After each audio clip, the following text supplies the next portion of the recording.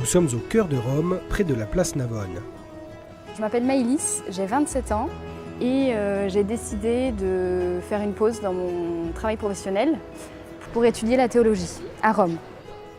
Maëlys a commencé les cours depuis une semaine à peine et découvre encore l'université de la Sainte-Croix où elle a choisi d'étudier. Aujourd'hui, elle monte pour la première fois sur la terrasse qui surplombe la ville. C'est fou! Et là, Saint-Pierre. Ouais. Là-bas. Génial. On est au plein cœur de Rome, donc c'est extraordinaire. On sent vraiment qu'on est au cœur d'une ville magnifique et pleine d'histoire. J'aime beaucoup Rome, mais j'avais jamais pensé que j'étudierais ici. Et puis ça a surgi un peu comme ça et finalement j'y suis et je suis très contente. La Sainte-Croix est l'une des 7 universités pontificales de Rome. Créée en partenariat avec le Saint-Siège, elle est confiée à l'Opus Dei. Et si Maëlys l'a choisie, c'est qu'elle-même est membre laïque de l'Opus Dei et veut approfondir sa formation spirituelle. Faisant partie de l'Opus Dei, on a déjà une formation qui est assez conséquente, qui est assez régulière, assez constante.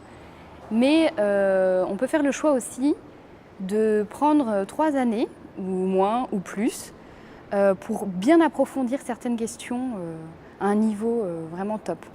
Cet accent mis sur la formation intellectuelle et spirituelle, c'est le fondateur de l'Opus Dei, Saint José Maria Escrivá de Balaguer, qui l'a voulu, comme nous l'explique Monseigneur Derville, qui donne ici des cours de liturgie. Saint José Maria insistait beaucoup sur la formation du chrétien. Il disait « nous ne pouvons pas avoir une très bonne formation professionnelle, par exemple ingénieur, avocat, ouvrier, mais bien formé, et puis être ignorant de notre religion. Parce que Dieu nous appelle à l'aimer, mais cet amour en fait englobe notre intelligence, nos sentiments et aussi notre volonté. Et il est donc très important d'avoir une connaissance au fond de Dieu qui soit proportionnelle d'une certaine manière à notre formation scientifique, littéraire ou autre. Ce matin, Maëlys a son premier cours de communication institutionnelle, tout en italien. S'il y a avec Maëlys quelques femmes laïques, la classe est composée principalement de prêtres, séminaristes et religieux, qui constituent la majorité des 1600 étudiants de la Sainte-Croix. Venus de 75 pays différents pour étudier ici la théologie, la philosophie ou le droit canon, seule une petite minorité des étudiants est membre de l'Opus Dei. De l'Opus Dei, il n'y a que le 20% des étudiants. Le 80% des étudiants viennent de tout le monde, envoyés par leur évêque. Cette année, on a reçu quelqu'un du Mali.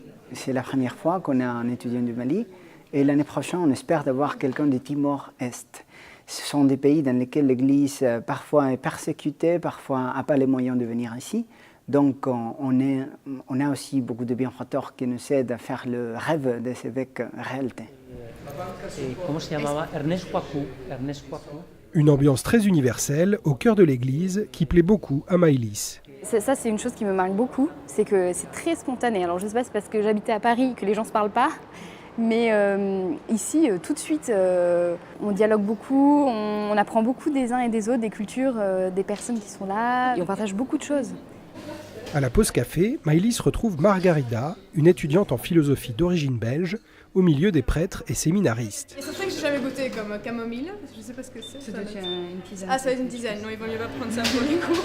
On fait un peu groupe, je crois, c'est naturel parce que comme on est peu de femmes, le peu qu'on trouve, on se sourit directement dans les couloirs, on les connaît pas encore, mais rapidement je crois qu'on finira par se connaître. Car le fait de fréquenter une université ecclésiastique, pour des femmes et des laïcs, ne va pas forcément de soi. Saint José Maria avait déjà, quand il est mort en 75, et il avait cette vision que les femmes puissent étudier dans une université ecclésiastique. Et à l'époque, c'était très, très peu commun. C'était très innovateur, oui. Et encore aujourd'hui, c'est fort innovateur. On vient de professions très différentes et ça, c'est super riche. Et de voir la femme au travail, comment elle arrive justement à concilier sa vie de famille, sa vie professionnelle, le temps de formation qu'elle consacre aussi à côté, comment elle explique aussi la foi autour d'elle. Et c'est super intéressant. Donc de voir cette harmonie, que c'est possible de se former et en même temps d'avoir une vie normale. Car le but de Maëlys, en faisant ses études, c'est de mieux vivre sa foi, dans sa vie ordinaire, amicale, familiale et même professionnelle. Parce que dans le monde professionnel, forcément, on sera amené à répondre à des questions d'ordre éthique, que ce soit la mode, la banque. Derrière, il y a beaucoup de questions éthiques qui se posent. Et il faut avoir un solide fondement. Et ce fondement, il est philosophique, mais il est aussi théologique. Ce que j'attends de ces années à Rome, c'est vraiment d'approfondir. C'est vrai qu'on est dans une culture de l'immédiat. Internet, tout va vite, tout de suite on a une réponse. Et moi, ce que j'attends, c'est vraiment de chercher, de creuser, de ne pas avoir peur d'affronter la vérité et d'apprendre le langage de Dieu, en fait. D'essayer de voir comment Dieu me parle pour mieux en vivre, pour mieux prier. Finalement, je suis là pour mieux prier. Et du coup, parce que je prierai mieux, je parlerai mieux avec Dieu, je le comprendrai mieux, ça sera plus naturel d'en parler autour de moi. Voilà.